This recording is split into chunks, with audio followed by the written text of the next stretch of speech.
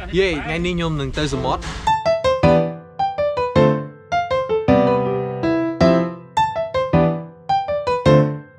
Cứ nhôm đừng tới đầm bay tại phơi rương tại mùi, chứ chẳng đang nghe nhôm phơi ấy. Từ mơ từ ngõ khăn đi. Let's go. Yeah yo, bây giờ chụp chương đi muối nhưng mà đo lại nữa. Dương chụp lại trên muối xanh, cho chú nôm muối nhá nó, chân đừng từ. Có tao một tiết, hai bên này bên này. Ini miên nhóm hay năng pro nhóm.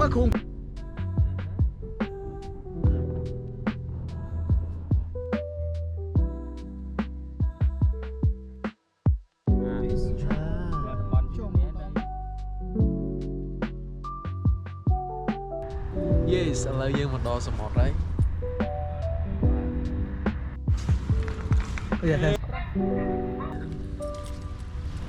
Bà lấy ông san, bà đọc gì cả bà lấy tay bà.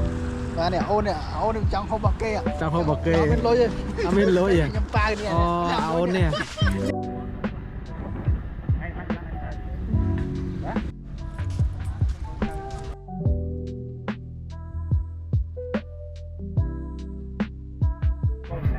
Bà lấy bao mình thấy bằng bàn mình nãy thấy đá lên bên chung kia rồi.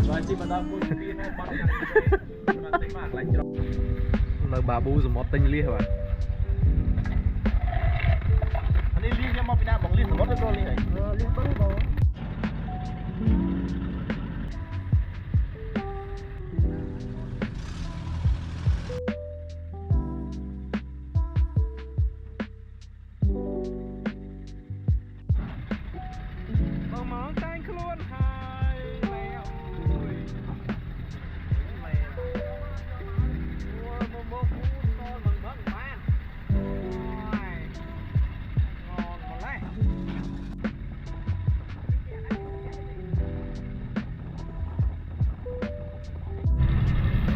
Sớm mót thôi. Wow. Này má sớm mót rất là trắng này.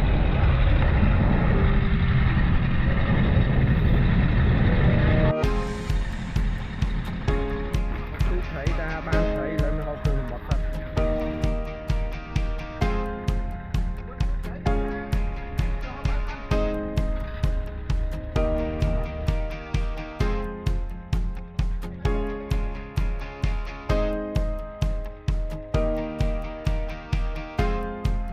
Có mà tao clip đấy.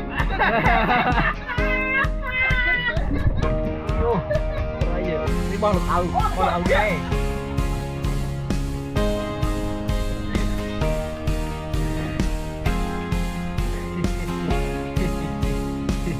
Mà tôi ban thấy đây nè từ đây.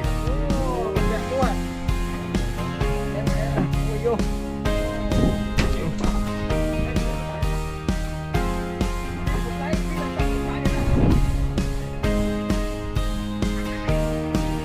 Mưa đầu này thấy mưa nè, mà thấy mưa nè, mưa thấy.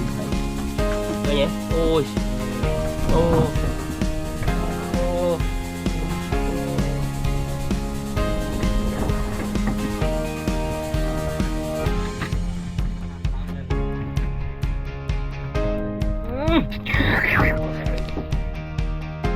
Đây thì tôi bán đi bạn.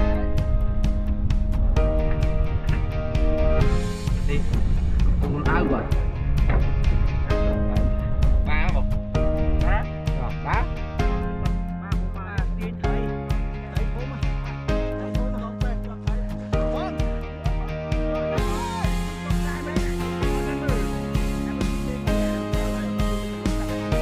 Nào không con bà bú ơi.